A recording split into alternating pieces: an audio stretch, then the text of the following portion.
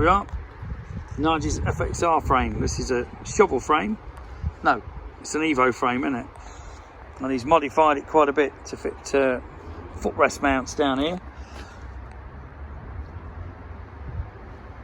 Instead, Paul has put the bracket back on for the original exhaust rubber mount. But having had a few idiots mess around with it, he's finally got it done properly. It's been a long job, hasn't it? As you can see why these FXRs handle so well, all the bracing, massive bracing on them. The bagger frame's similar, but it hasn't got this middle brace here at all, which is also where your footrest, your brake pedal comes off and everything else.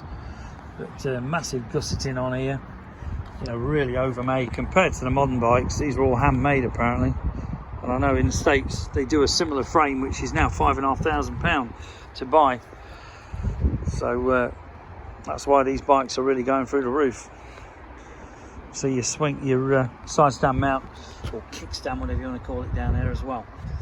But beautiful frames, good handling bikes, and definitely worth a good investment. If you're interested in bits for your FXR, give us a bell. It's Mike from Custom Cruisers, 01773835666.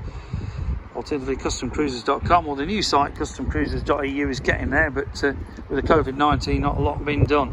We do all your upgrades, your custom cycle components, swinging arm conversions with the spherical bearings, Velverides, the drag specials do some cheap sort of motor mounts, etc. if you don't want to spend the money on the Velverides.